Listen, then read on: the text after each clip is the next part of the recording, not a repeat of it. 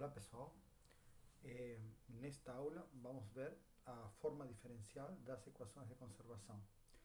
Da mesma forma que das equações integrais, nós vamos ver a equação de conservação da massa, da quantia de movimento, e no caso da equação de energia vamos nos limitar apenas à equação da condução, que é a situação quando não tem um movimento num fluido, ou seja, ou quando um fluido está parado, ou eventualmente também pode ser aplicada a um material sólido, né? Que está parado, onde não há situações onde não há esse material onde está sendo conduzido o calor não está em movimento. Como eu já comentei, a forma diferencial das equações de conservação é um assunto lateral nesse curso, a gente não vai abordar em profundidade, mas entendo que é importante apresentar de um modo geral para referência futura em disciplinas que vocês possam vir a utilizar essa forma diferencial. Neste caso, nós vamos ver então, vamos começar fazendo um balanço geral de uma variável transportada φ e depois vamos particularizar para o caso da conservação da massa, da quantia de movimento e da energia, no caso a condução de calor.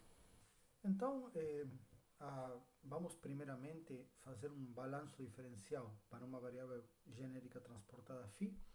Esse tipo de balanço nós já vimos em situações anteriores, como por exemplo, no caso quando a gente reduziu a equação da hidrostática, que fizemos um balanço de forças de pressão em uma superfície fechada e depois fizemos o volume tender a zero. E vimos também alguns outros exemplos de aplicação quando a gente fez a relação entre o teorema de transporte de Reynolds e a derivada substantiva, que de alguma forma o que nós vamos fazer nesse momento é justamente generalizar essa ideia, generalizar essa relação, né? Agora, antes de mais nada, é importante entender qual é o objetivo dessa análise diferencial, ou seja, que tipo de informação me dá. Nós já discutimos, mas é importante ter clareza disso. Então, basicamente, imaginem que o que eu vou fazer é um balanço em um volume de controle pequeno, localizado no meio de um escoamento. Eu coloquei um exemplo, um escoamento qualquer, por exemplo, num duto com curva, mas pode ser um balanço num escoamento no meio de um escoamento qualquer, onde vou fazer um balanço de uma propriedade em um volume pequeno e depois fazer esse volume tender a zero para obter uma equação governante para a variação das propriedades desse escoamento, velocidade, pressão, temperatura, etc., né? Nesse ponto. Porém, esse ponto é um ponto XY qualquer. Na verdade, essa equação governante que eu vou obter é uma equação que pode representar o escoamento do fluido em qualquer ponto do meu escoamento. Qualquer ponto XYZ, no caso, aqui estamos considerando um problema bidimensional para facilitar o entendimento, mas um ponto XY qualquer do escoamento e vai me dar a variação dessa propriedade. E a partir dessa equação diferencial, ou seja, resolvendo essas equações diferenciais, que conforme já comentei, envolve um problema matemático complexo, via de regra para aplicações mais realísticas, a gente precisa resolver essas equações diferenciais através de técnicas numéricas. Porém, é importante conhecer essas equações, é claro, e essa equação, ou seja, a solução, a função solução dessa equação diferencial vai me dar as distribuições de variáveis que eu, em um escoamento como distribuição espacial de temperatura, distribuição espacial de pressão, distribuição espacial de velocidades, que eu depois vou poder relacionar com as tensões, com as forças, com os fluxos de calor, etc. Todas as variáveis de interesse em um escoamento. Ok? Muito bem, então. Então, o primeiro passo vai ser o quê? Vamos pegar a nossa forma genérica do teorema de transporte de Reynolds. Lembrando que essa variável NS é uma variável extensiva genérica, né? Que está sendo transportada pelo escoamento, mas correspondendo ao sistema. E o que eu vou fazer através do teorema de transporte de Reynolds é expressar essa variação no tempo da propriedade transportada pelo sistema, como ela se relaciona, essa variação no tempo, como ela é expressa em um volume de controle, ou seja, um referencial euleriano através de uma equação integral. E nós vamos, a partir dessa equação, agora aplicar esse balanço, essa equação na forma integral, vamos aplicar a este volume agora, né? A esse volume, que a princípio é um volume de controle pequeno, né? E isso vai nos facilitar algumas questões na aplicação, como, por exemplo, considerar que as variáveis nas fases desse volume de controle, posso considerar um valor aproximado nessa fase, porque em definitiva, quando esse volume tender a zero, vai ser um único valor no ponto, vai ser de fato o valor de φ, o valor da densidade, o valor da velocidade naquele ponto xy que estou considerando, mas a princípio eu vou aplicar um volume aí, é um volume finito, pequeno, porém ainda não infinitesimal, que depois vou fazer esse volume tender a zero. Então vamos, por exemplo, considerar um valor de ρ e de φ em um ponto aí, um valor ρ e φ médio dentro desse volume de controle que estou considerando. E vamos expressar então essa primeira integral da seguinte maneira. Vou dizer que essa primeira integral corresponde à variação no tempo de φ, ρ. E aqui vamos considerar o valor, o volume do volume de controle, ou seja, como eu vou considerar um valor médio desse integrando, ele pode ser constante, vai sair fora da integral, e vai ficar o integral do próprio diferencial de volume, que vai ser o próprio volume do volume de controle. Neste caso, dado por ΔX, ΔY e ΔZ, mesmo não considerando a minha variação na direção Z, eu vou considerar que existe uma espessura desse volume de forma a conseguir ter uma consistência, né, nas unidades, né, em todas as unidades que eu vou precisar, tanto dos volumes quanto das superfícies de controle. E agora então, vamos agora então expressar essa segunda integral agora, nesse volume de controle. E eu vou fazer para uma fase e depois vou repetir o procedimento, como eu já fiz nas situações anteriores, vou repetir o procedimento para outras fases. Vou fazer um detalhamento um pouco maior na aplicação a uma das fases e depois vou simplesmente generalizar para outras fases. Então vamos pegar esta fase aqui do meu volume de controle, ok? Essa fase, que é uma fase que está localizada num ponto x mais ΔX, ou seja, vamos imaginar que nós temos como uma referência um ponto XY, insisto, a gente pode, depois vai fazer esse volume tender a zero, então todo esse volume de controle vai ser colapsado e vai ser, todo esse balanço vai ser representativo em um ponto XY.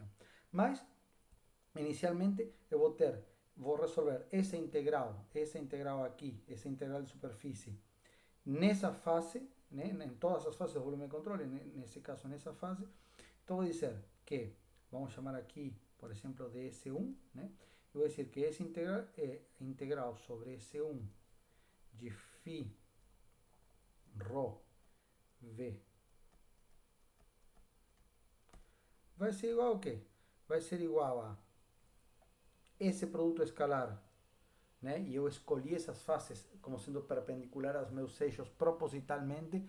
Insisto, depois isso não vai ter, não, é indiferente a forma inicial do meu volume de controle, porque eu vou fazer tender a zero, mas escolhi inicialmente de forma a facilitar justamente o cálculo desses produtos escalares. Então vou dizer que nessa fase o produto escalar do V com N vai ser a própria velocidade U, né?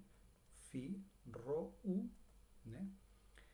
Nessa fase, multiplicado o quê? Por quê? Multiplicado pela área dessa superfície, que no caso vai ser ΔY, e uma profundidade, ou seja, o tamanho da área ΔY, e uma profundidade ΔZ. Da mesma forma, agora vamos pegar nessa fase, né, que está no ponto X, né, vai ser quanto vale a integral? Integral vamos chamar sobre agora S2. Agora vai ser, a única diferença vai ser, pessoal, que como aqui o produto escalar de um vetor, vamos imaginar que eu tenho um vetor velocidade genérico aqui, V, né? Que é a representação de uma velocidade aqui, por exemplo, que está incidindo incidindo sobre este volume de controle, né? Uma velocidade naquele local do escoamento. Então, nesse caso, o produto escalar da velocidade com o vetor de área, que sempre aponta para fora, lembrando que o vetor de área sempre aponta para fora, vai ser negativo. Como nós já falamos repetidas vezes, quando o fluido está entrando no volume de controle, o produto escalar da velocidade com a normal é negativo, ou seja, é a, a quantidade dessa propriedade que está sendo transportada para fora do volume de controle menos a quantidade dessa propriedade que está sendo transportada para dentro do volume de controle. Então, nesse caso, vai ser menos φ ρ u e a área vai ser exatamente a mesma. Uma questão importante, pessoal, é aonde estou avaliando essas propriedades. Então, nesse caso aqui, todas essas três propriedades vão ser avaliadas aonde? Em x mais delta x. E nesse caso aqui, as propriedades vão ser avaliadas em x, ok? E procedendo de forma similar para as superfícies superior e inferior do meu volume de controle, eu vou ter que, no caso da superfície 3, vamos chamar, que seria essa minha superfície aqui, superfície 3, vai ser o quê? Para a superfície 3, essa integral vai ser dada por quê, pessoal? Φ, ρ, V, por que é V agora? É a componente vertical do vetor velocidade, avaliado aonde? Em y mais delta y, multiplicado pela área. E agora cuidado com o cálculo da área. Agora, nesse caso, a minha área vai ser delta x e um delta c que representa o valor na profundidade dessa superfície pela qual está saindo meu fluido do volume de controle. Então, vai ser delta x, delta z. E a mesma para a última superfície, que seria a superfície 4, que seria a superfície aqui inferior. Só que agora é negativo novamente, porque o produto escalar da velocidade com o vetor de área é negativo. E avaliado onde? Na posição y.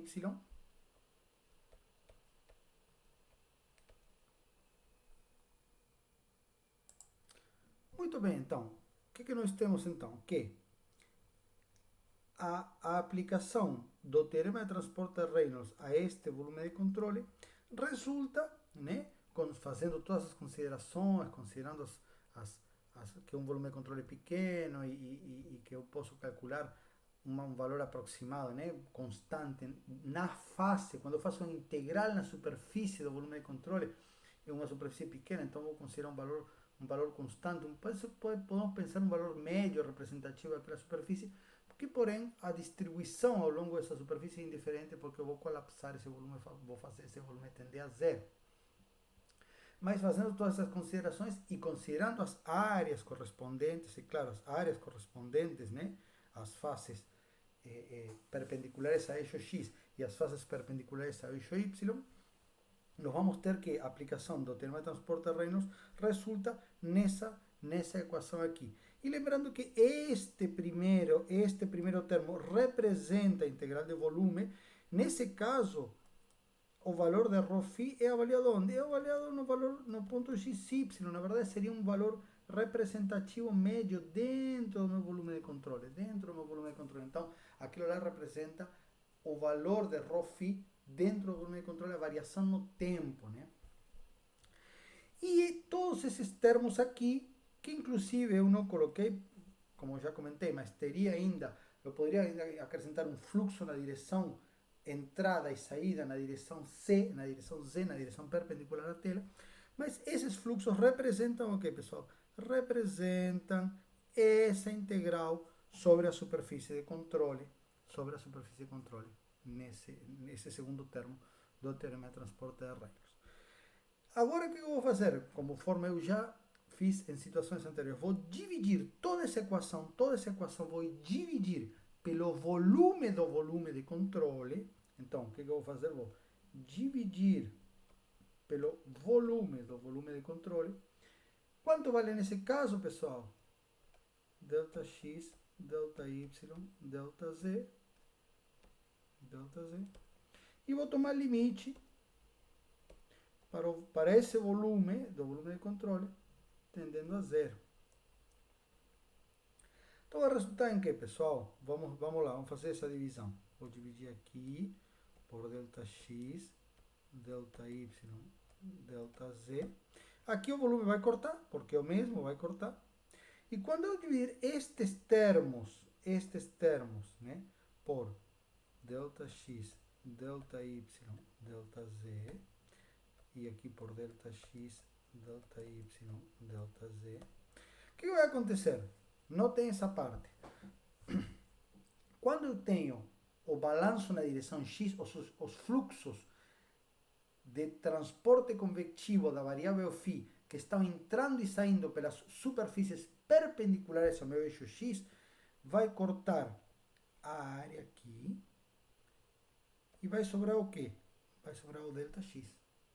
E quando eu tenho os fluxos perpendiculares às superfícies que são perpendiculares a eixo Y, ou seja, os fluxos perpendiculares que são paralelos a eixo Y, ou seja, perpendiculares às superfícies que são perpendiculares ao eixo Y, nesse caso vai cortar o ΔX e o ΔZ e vai sobrar essa variável.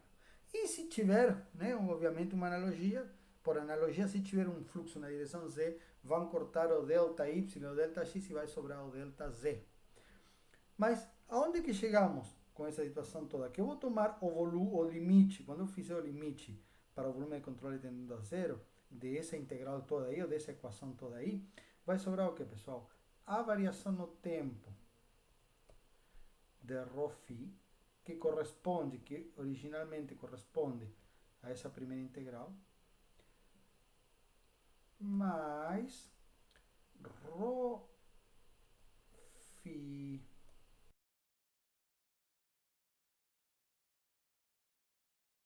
E notem, quando eu faço o volume tendendo a zero, significa o quê? Que ΔX, ΔY e ΔZ tendem simultaneamente a zero. Lembrem-se que sempre esse é o mesmo procedimento. Eu vou fazer um balanço num volume de controle pequeno e depois vou colapsar, vou fazer esse volume tender a zero. Ok? E aí, quando eu fizer esse procedimento, o que eu vou ter? Isso aqui, pessoal, quando tomar o limite para o volume tendendo a zero, isso aqui, esse primeiro termo, quando eu tomar o volume tendendo a zero, vejam, é o valor de uma variável aqui em x mais ΔX menos o valor da mesma variável em x, dividido por ΔX quando ΔX tende a zero. Não é nada mais do que o valor, a derivada de ρu φ em relação a x. E da mesma forma, esse termo aqui vai ser a variação de ρ v φ em relação a y. Ok? Então, de novo, como nós já concluímos em várias situações que fizemos o mesmo tipo de problema, nós vamos partir de uma integral de superfície no volume de controle e que vai calcular um fluxo de um lado, um fluxo do outro, ou uma força de um lado, uma força do outro, como era o caso da pressão. Notem que sempre é análogo, são procedimentos análogos. E quando eu fizer essa diferença e fizer o volume tendendo a zero, eu vou chegar numa derivada daquela variável. Então, o que nós concluímos depois dessa análise? Né? E aqui é uma questão que pode relacionar com um teorema importante de matemática, que é o teorema de divergência. Que quando eu pego essa equação aqui, e divido pelo volume de controle, né? E depois faço esse volume de controle tender a zero, vou obter o quê? Vou obter o quê? Que a variação da propriedade do sistema, quando o sistema passa pelo volume de controle. E aqui vou apenas trazer uma lembrança que essa propriedade vai ser uma massa do sistema multiplicado pelo φ desse sistema, né?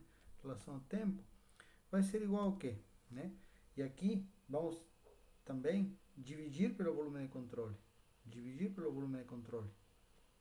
1 sobre volume de controle. Eu vou colocar um delta no volume de controle. Por quê? Porque um volume de controle infinitesimal, ok? Volume de controle muito pequeno.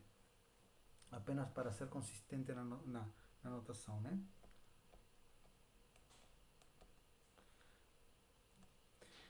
Isso vai ser igual ao que, pessoal?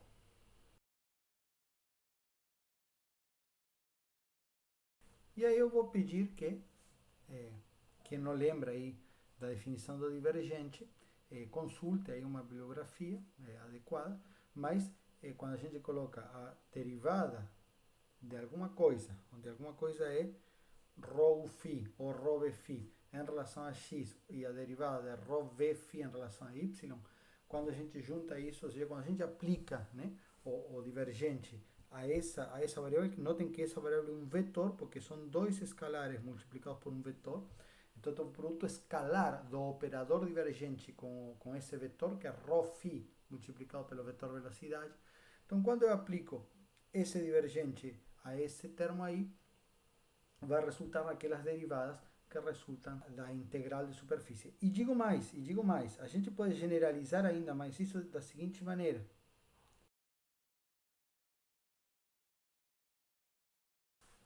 Ou seja, quando eu pego essa integral de superfície do teorema de transporte de Reynolds, esse termo, que lembre-se que representa o balanço do que entra e o que sai do volume de controle, divido pelo volume de controle e faço o volume tender a zero, o volume do volume de controle tender a zero, eu vou obter um divergente de tudo que está dentro dessa integral.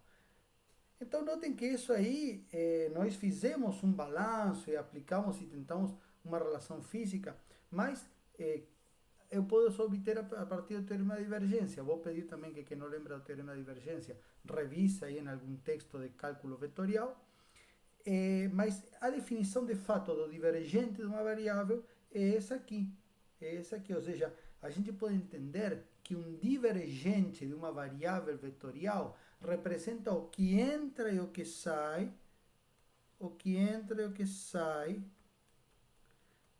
de um ponto. Ou seja, é como se agora, em vez de fazer um balanço de tudo que entra ou que sai num volume de controle finito, eu faço um balanço de tudo que entra ou que sai a nível de ponto. Essa é uma interpretação física do divergente de uma variável. Nesse caso, é o divergente desse fluxo de φ, né? Dessa propriedade que entra e que sai do volume de controle. Então, muito bem. Então, com isso, pessoal, nós temos aí já uma forma muito clara dessa variação. E notem que isso aqui já tem uma cara de derivada substantiva. Eu vou ainda relacionar, né? Vamos primeiro aplicar a equação de conservação da massa e vou relacionar isso com essa derivada substantiva. Então, uma vez que nós deduzimos essa forma diferencial, né, do balanço de uma propriedade genérica, eu posso agora fazer da mesma forma que a gente fazia no caso integral, que é particularizar essa equação para cada variável sendo transportada. Vamos começar então com a conservação da massa. O que nós dizemos que a conservação, no caso da conservação da massa? Que a propriedade do sistema era igual à própria massa do sistema e que, portanto, né, para isso, se nós temos que a propriedade, de um modo geral, né, a propriedade do sistema é igual à massa do sistema multiplicado por φ, nesse caso, então, φ seria igual a 1. Né? Φ seria igual a 1. E, por outro lado, nós sabemos que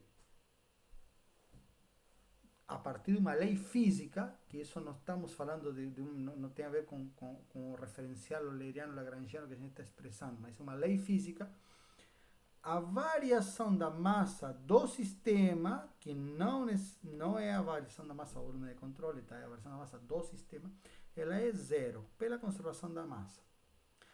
Portanto, o que nós vamos ter? Aplicando agora a equação anterior, nós vamos ter que a variação de ρ em relação ao tempo, lembrando que φ nesse caso é igual a 1, mais o divergente de ρ v é igual a zero. E essa é a forma da equação da conservação da massa em um volume de controle infinitesimal. Agora, para o caso da conservação da quantia de movimento, a aplicação também é bastante direta. Então, vamos dizer que a propriedade sendo transportada agora é igual a massa multiplicada pela velocidade, ou seja, que φ é igual à própria velocidade do sistema. E nós vamos analisar agora, seria a variação dessa propriedade quando o sistema passa por aquele meu volume de controle diferencial. Estou fazendo uma análise a nível de ponto. Só que agora, nesse caso, a variação da quantidade de movimento, de novo, por uma lei física, vai ser igual ao somatório de todas as forças. E lembrando que nós consideramos aí as forças de superfície mais forças de campo. Forças de superfície mais forças de campo. Então, agora, como que eu vou aplicar? Né? Vou dizer que o somatório de todas as forças que atuam sobre o sistema, superfície, mais forças de campo, no nosso caso vamos considerar apenas a gravidade, dividido por quê? Por um ΔV, um volume de controle diferencial. Porque o que acontece? No caso da conservação da massa, a gente sempre tem que dividir toda a equação, ou seja, tanto a variação da propriedade do sistema quanto a variação da propriedade no volume de controle tem que dividir toda a equação pelo volume do volume de controle. Porém, nesse caso, como o lado, digamos, esquerdo da equação, ou seja, a variação da propriedade do sistema é zero, a gente divide zero por um volume infinitesimal, vai dar zero, mesmo que esse volume seja infinitesimal. No caso da conservação da quantia de movimento, a gente tem que considerar que a gente divide por um volume de controle muito pequeno, ou um volume de controle infinitesimal. E aí, do outro lado, o que nós vamos ter? Vai ser igual a variação no tempo. Okay? Então, lembrando aqui que essa primeira velocidade é o φ, que no caso, quando eu particularizar essa equação para suas componentes, lembrando que é uma equação vetorial, então vou particularizar para as componentes, conforme a gente já fez no caso da aplicação dessa equação na forma integral, uma das velocidades vai ser a velocidade transportada, ou seja, eu vou ter que uma das velocidades vou ter que particularizar para as componentes, enquanto a outra velocidade vai continuar sendo o próprio vetor velocidade relacionado ao transporte de massa. Eu vou deixar aí como tarefa para vocês expressar essa equação. Recomendo aí a leitura do livro do Sengel, da seção específica de análise diferencial, para vocês entenderem como expressa nas componentes esse divergente desse vetor aí, que na verdade é um vetor, um produto interno do vetor velocidade. E agora, para finalizar, pessoal, essa primeira parte da aula, vamos apenas fazer um exercício onde eu vou realmente obter aquela derivada substantiva que nós vimos lá no início, aplicando a este lado da equação, combinando esse lado da equação com a conservação da massa. E para isso vamos fazer um procedimento bem simples, que é uma matemática bastante simples, que diz o seguinte, né? Lembrando, vamos aplicar a essas duas derivadas. Notem que isso aqui é uma derivada, isso aqui são derivadas no espaço.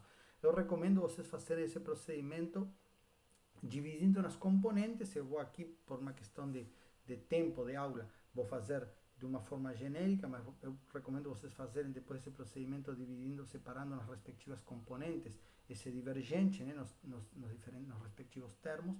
Lembrando que esse divergente, na verdade, vai resultar em 3 derivadas. Mas eu vou aplicar a derivada de um produto, né? Lembrando que isso aqui é uma derivada espacial e isso aqui é uma derivada temporal. Então, eu vou aplicar a regra de derivado do produto. Eu vou dizer que esse termo do lado direito da equação resulta na seguinte equação. Ou seja, vai ser o primeiro sem derivar pela derivada do segundo, mais a derivada do segundo pelo primeiro, o segundo sem derivar pela derivada do primeiro. E da mesma forma, para o caso divergente, vai ser o quê? Eu vou separar aqui num ρV e num φ separados, e vou dizer que isso vai ser igual a... Então, apliquei uma derivada do produto ao primeiro e ao segundo termo. E aqui vou ainda fazer mais um passo aqui, apenas para enxergar melhor essa equação, que vai ficar o seguinte, vai ficar um ρ multiplicado por, e agora vou tirar o φ de fator comum, ok? Porém, nós vemos da equação anterior que isso aqui representa o que, pessoal? Isso aqui representa a variação da massa do sistema, é a própria equação da massa. E quanto vale isso aqui, pessoal? Isso vale zero, porque é a própria definição da conservação da massa. E do outro lado, o que eu vou ter aqui, pessoal? O que vai ser isso aqui? Vai ser um produto da densidade, se nós enxergamos, lembrando do conceito de derivada substantiva, multiplicado pela derivada substantiva do φ em relação ao tempo. Ok? E do outro lado da equação, né, apenas para entender como que funciona, eu posso enxergar também que esse termo aqui vai ser o que? Vai ser 1 sobre o ΔV, que é o volume de controle pequeno, infinitesimal, multiplicado por ms de φ dt, mais φ de a variação da massa do sistema em relação ao tempo. Eu também posso aplicar a regra derivada do produto do lado lagrangiano da equação. E eu vou, obviamente, que isso aqui, na verdade, é isso aqui. Ou seja, se nós agora vamos ver que dos dois lados da equação posso igualar os termos. Posso dizer, olha, esse termo representa a variação, no caso, lá do sistema, e isso aqui no volume de controle, mas representa a mesma lei física que é a conservação da massa e, portanto, é zero. E o outro lado vai ser o que, vejam bem, pessoal, ms dividido e lembrando que essa massa do sistema agora é um sistema diferencial, porque imagina que estou com uma partícula fluida, né? É a quantidade de massa do sistema passando por um ponto, ou seja, uma quantidade diferencial de massa. Então, uma quantidade diferencial de massa dividido por um volume diferencial vai ser o quê? Vai ser a própria densidade, massa por volume. Multiplicado por quê? Pela derivada total do sistema. Ou seja, de novo eu consigo chegar, no fim das contas, a enxergar a nível diferencial uma variação de uma propriedade, de uma partícula fluida que está passando por um ponto, igual a expressar essa variação de um lado com um referencial lagrangiano acompanhando a partícula e do outro lado com um referencial euleriano olhando por um ponto e vendo essa partícula passar. Mas é a mesma derivada, é a variação da propriedade dessa partícula quando essa partícula está passando pelo ponto. Só que quando estou olhando um referencial euleriano, eu preciso enxergar através de uma derivada substantiva. Então, pessoal, vimos que a forma geral da equação do transporte de uma variável genérica φ vai ser representada, né, na forma diferencial através desse divergente para o caso da integral de superfície vai ser representado, né, vai resultar em um divergente do meu campo de velocidades e claro, quando eu divido pelo volume e faço esse volume tender a zero, enquanto a integral de volume, que seria a variação local dentro do volume de controle daquela propriedade, vai ser representada pela derivada, né? Derivada no tempo da variável dentro do volume de controle, que nesse caso é naquele ponto, né? A derivada local. E, bom, para a equação da conservação da massa, como nós colocamos, né, φ igual a 1, então resulta nessa forma da equação da conservação da massa. Nós utilizamos ainda essa equação de conservação da massa para mostrar a relação, né, entre o teorema de transporte de Reynolds aplicado a um volume de controle diferencial que resulta no que a gente chama da forma conservativa das equações de conservação e no caso, quando aplico, né, faço essa derivada do produto e aplico a conservação da massa, vou chegar naquele conceito de derivada substantiva.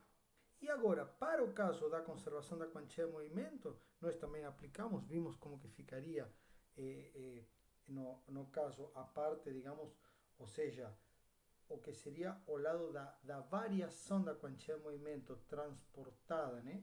Transportada para dentro e para fora do volume de controle, que entra e que sai, mais a variação local da quantia de movimento dentro do volume de controle, vai resultar respectivamente no termo transiente e no termo do divergente, nesse caso, substituindo a velocidade, ou seja, substituindo a minha variável transportada φ pelo próprio vetor de velocidades.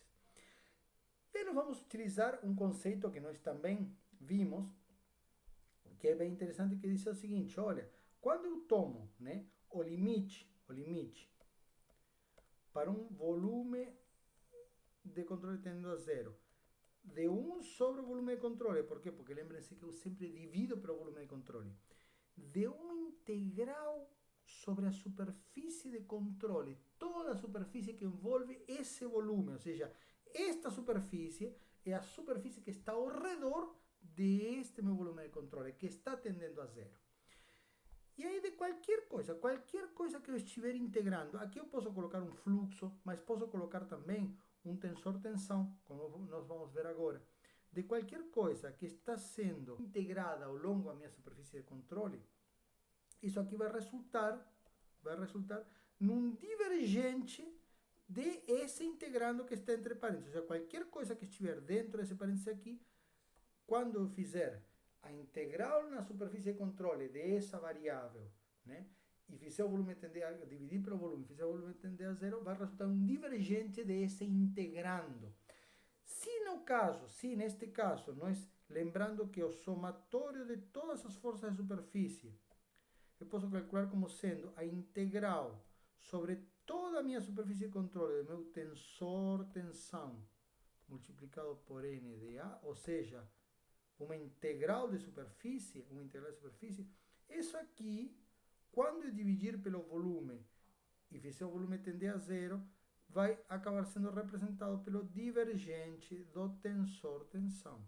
Né? É claro que eu tenho que dividir pelo volume de controle, por um volume de controle infinitesimal, no caso.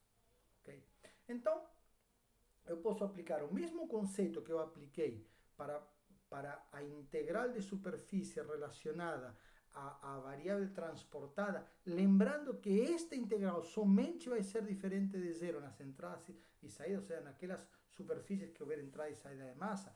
Porém, neste caso, como nós estamos analisando um ponto e esse ponto está no meio do escoamento, é como se naquela superfície de controle diferencial, toda essa superfície entra e sai massa. Então, na verdade, essa integral vai resultar nesse divergente, né, nesse balanço a nível local.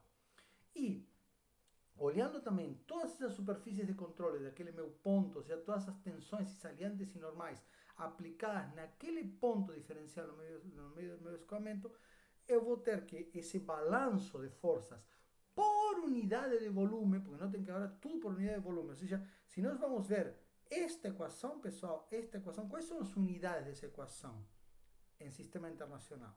Newton por metro cúbico, ou seja, agora vou ter uma variável que, ao invés de ser as forças, vão ser forças por metro cúbico. Por quê? Porque eu dividi pelo volume. E essa equação pode ser aplicada a um ponto qualquer do escoamento.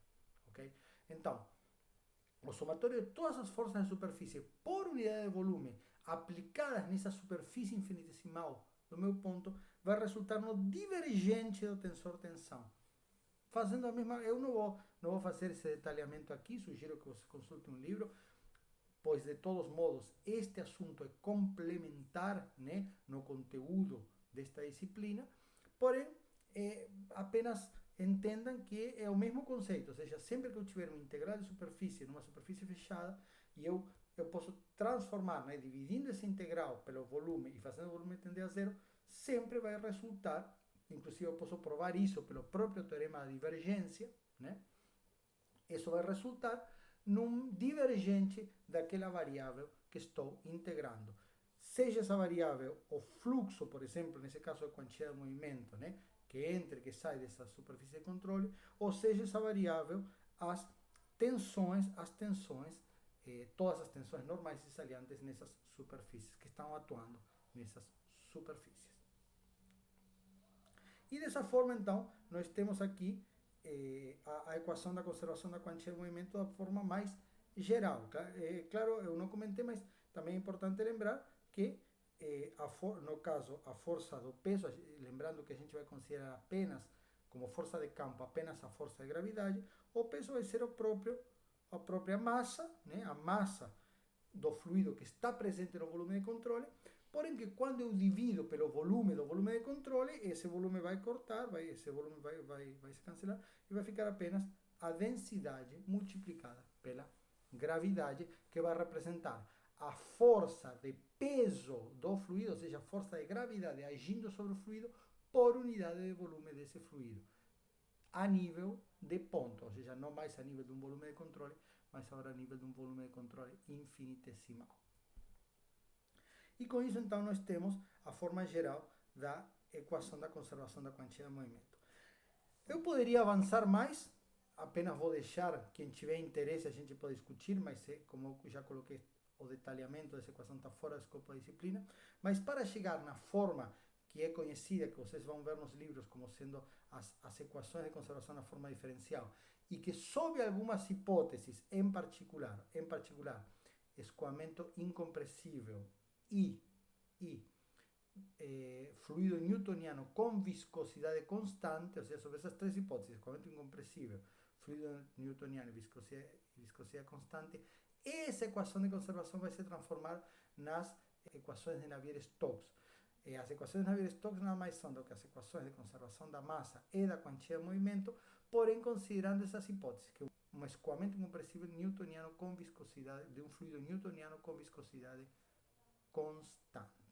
E aí, para chegar nessas equações, insisto, não vou fazer esse procedimento, mas eu deveria substituir lá naquelas tensões, o tensor-tensão, né? Por quê? Porque agora vejam bem que essa equação é uma equação que ela é função das velocidades, porém tem uma variável desconhecida que é a própria tensão. Então o que eu vou fazer? No momento que eu expresso essas tensões como uma função das velocidades, neste caso das derivadas das velocidades, eu vou obter uma equação que vai representar, ou vai ser função apenas das velocidades. E a partir dessa equação eu vou poder determinar, a partir da solução dessa equação diferencial, eu vou poder determinar os campos locais de velocidades do meu escoamento. E a partir desses campos locais eu vou poder determinar as tensões, vou poder determinar as pressões, etc. Notem que essa equação, inclusive, além das velocidades, vai ter a pressão como umas variáveis. Por isso, na verdade, e isso é apenas informativo no contexto do escopo desse curso, na verdade eu vou ter um sistema de 4 equações com 4 incógnitas. As 4 equações vão ser conservação da massa, quantidade de movimento na direção x, y e z, ou seja, eu tenho 4 equações. E as incógnitas desse sistema de equações diferenciais parciais vão ser as componentes U, V e W, da velocidade, e a pressão.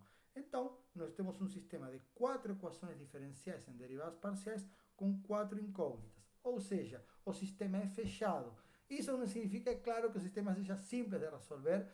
Como eu já comentei, via da regra eu preciso recorrer a soluções numéricas dessas equações, mas nós temos um sistema que matematicamente é possível de ser resolvido, porque tem o mesmo número de equações que de incógnitas. E por fim, para finalizar essa aula, vamos ver uma forma simplificada da equação da conservação de energia, que é a chamada equação do calor, ou seja, é uma forma simplificada, conforme eu comentei, onde eu vou desconsiderar o movimento dos fluidos, vou considerar que não há trabalho sendo realizado sobre esse fluido, que não há nenhuma superfície móvel, né? E, claro, como o fluido não está em movimento, ou seja, vou considerar que não há fluido entrando ou saindo desse meu volume de controle. Tipicamente, essa equação poderia ser aplicada a um fluido estático, mas tipicamente nós usamos, no contexto desse curso, a gente vai utilizar para determinar os campos de temperatura, ou seja, para determinar o fenômeno, avaliar o fenômeno da condução de calor e a partir disso determinar os campos de temperatura em materiais sólidos, em corpos sólidos, ok? E essa dedução é bastante simples, né? Uma vez que nós entendemos claramente a equação da energia e sabemos quais são que significa cada termo dessa equação, ela é bastante simples, porque eu vou dizer o seguinte, olha, se eu não tenho trabalho, né, não tenho nenhum eixo atravessando esse meu fluido, não há superfícies móveis, e não há entradas e saídas, esses dois termos vão se cancelar.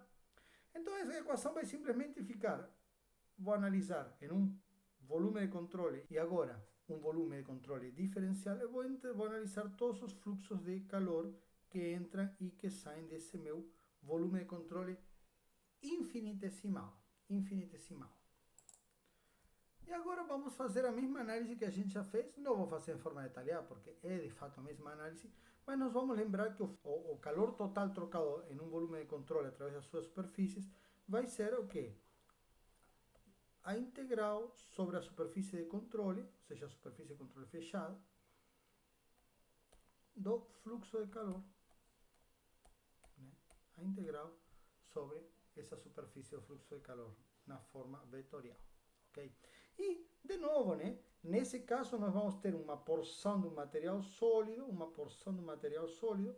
que pode ter regiões onde estou entregando um calor, pode ter, a gente vai ver na próxima unidade como são as condições de contorno que posso aplicar, né? Como vou calcular esses fluxos nas fronteiras, mas essencialmente se eu tenho uma porção aqui do material sólido, onde eu quero determinar agora as distribuições, como são as distribuições de temperatura dentro desse material sólido, ou seja, essencialmente o que eu vou ter a partir da solução da equação do calor vai ser um campo de temperatura, no modo mais geral, do modo geral vai depender do espaço e do tempo, né? E essa distribuição de temperatura eu vou obter através de um balanço diferencial do fluxo de calor que entra e que sai em um ponto. Ou seja, novamente vou pegar um pequeno volume aí, vou fazer um balanço do que entra e o que sai em termos de fluxo de calor, e a partir desse balanço eu vou determinar os campos de temperatura. E aí, insisto, não vou fazer de novo todo esse balanço, porque nós já provamos que este integral aqui, ou seja, nós já provamos que o limite para o volume de controle tendendo a zero de essa integral aqui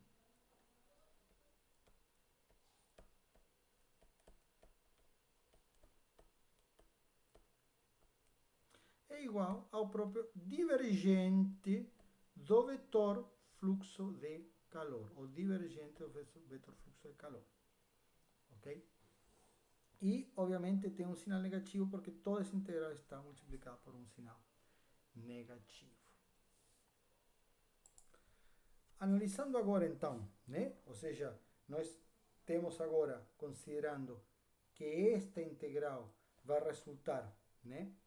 Quando eu divido pelo volume do volume de controle, vai resultar numa variação, né? Essa integral aqui, considerando apenas a energia interna, vai resultar numa variação em relação ao tempo da densidade multiplicada pela energia interna naquele ponto, Porém, nós vamos associar essa energia interna com um calor específico multiplicado por uma temperatura. Um calor específico multiplicado por uma temperatura. E ainda, vou considerar que a densidade desse material é constante, e isso já é uma hipótese, porque pode haver uma dilatação de material numa situação mais genérica. Pode haver uma dilatação desse material, então pode ser que haja uma densidade variável, uma densidade que seja função da temperatura. Porém, insisto, no contexto desse curso a gente vai considerar que essa densidade é constante e vamos então colocar essa densidade vai poder sair fora da derivada. Mas a princípio, a forma mais geral da equação seria essa, seria onde eu tenho a variação local em um ponto vai ser igual ao divergente desse fluxo de calor, né? E, por sua vez, quando eu colocar isso aqui, substituir a lei de Fourier, lembrando a lei de Fourier, que o fluxo de calor é igual a menos K multiplicado pelo gradiente de temperatura. Quando eu substituir a lei de Fourier, eu vou relacionar o fluxo de calor com o gradiente de temperatura. Então vejam bem como que aparece a temperatura dos dois lados da equação. De um lado, eu vou relacionar a energia interna com a temperatura através do calor específico. Do outro lado, vou relacionar o fluxo de calor com a temperatura através da lei de Fourier. E aí eu vou ter uma equação onde dos dois lados aparece basicamente a temperatura. Então, vai ser uma equação diferencial cuja solução vai me dar a distribuição espacial de temperatura em um material sólido, no caso. Pode ser um fluido parado, mas no nosso caso vamos aplicar um material sólido. E ainda fazendo, claro, considerando que essa condutividade térmica é constante, né? E que o calor específico é constante, que nós já tínhamos feito essa hipótese, considerar o calor específico constante, a densidade constante e a condutividade constante, eu vou tirar todo isso aí de fator comum, né? Vou passar este termo dividindo para outro lado e vou chamar isso aqui tudo de uma difusividade térmica. Então, tipicamente a equação do calor vocês vão ver desta forma. Tipicamente a equação do calor vocês vão ver dessa forma. Ou seja, vão ver uma difusividade térmica e eu acrescentei aqui, e vou explicar, eu quero explicar isso porque é importante, um termo que originalmente não aparece, eu quero deixar isso claro. Nesta equação, esse termo de Q3 linhas não aparece. Mas por que acrescento? Porque eu já comentei, quando a gente viu a equação de conservação da energia, que, por exemplo, alguns fenômenos como reações químicas ou uma dissipação, imagina que eu tenho um bloco sólido, né, de um material condutor, e estou passando uma corrente elétrica por dentro desse bloco sólido. O que vai acontecer pela resistência? Vai aquecer.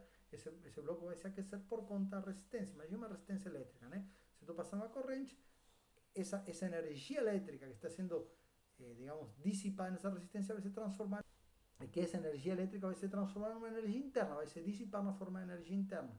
Então vou colocar isso como se fosse uma geração volumétrica, ou seja, este fluxo, este Q3 linhas vai ter uma unidade de watt por metro cúbico, ou seja, vai ser uma geração de energia interna por unidade de volume. Ela pode ser devido a uma resistência elétrica, ela pode ser devido a uma reação química, né? Devido a uma reação química que está acontecendo, todos esses fenômenos que estão sendo uma geração interna dentro desse material, vou considerar dentro desse termo que a gente chama de equação de condução com geração, né? Que é uma geração volumétrica. E essa então é a forma, digamos, já simplificada, com todas as simplificações que eu elenquei, da condução de calor, que é a forma que a gente vai resolver. Então, nós vamos agora, quando a gente for estudar transferência de calor por condução, e conforme eu comentei, vai ser a única situação onde nós vamos, de fato, resolver as equações diferenciais para situações muito simplificadas ainda, mas vamos resolver essa equação na forma diferencial para obter os campos de temperatura. Tipicamente a gente vai considerar problemas em regime permanente, ok? Então vamos obter os campos de temperatura em um material sólido, ou seja, as distribuições espaciais de temperatura a partir da solução dessa equação diferencial para situações simplificadas. E notem que a grande simplificação, por que essa, no caso da equação de condução de calor, é uma equação que resulta mais simples e que é factível de resolver para algumas aplicações? Porque nós fizemos uma consideração de que não há escoamento. No momento que nós tiramos fora essa integral, estamos dizendo não há escoamento, não há movimento do fluido. Então, nessas situações, as equações diferenciais se tornam mais simples e, no caso, especificamente para a equação da condução de calor, nós podemos obter para situações simplificadas os campos de temperatura com ferramentas matemáticas relativamente simples, que é o que nós vamos abordar neste curso. Então é importante, né, de toda essa análise diferencial, como eu coloquei, é de alguma forma um pouco mais informativa, né? Não é um assunto que a gente vai abordar futuramente no contexto desse curso, porém essa equação da condução é importante o entendimento e ter clareza de onde vem cada termo e entender conceitualmente cada termo dessa equação diferencial, porque nós vamos sim utilizar essa equação em algumas aplicações um pouco mais para frente neste curso. E com isso concluímos então essa breve abordagem, né, a análise diferencial dos escoamentos, que, como eu coloquei, é fundamentalmente para que vocês tenham para referência futura, caso se apresente aí futuramente a necessidade de conhecer essas equações na forma diferencial. Obrigado por assistir.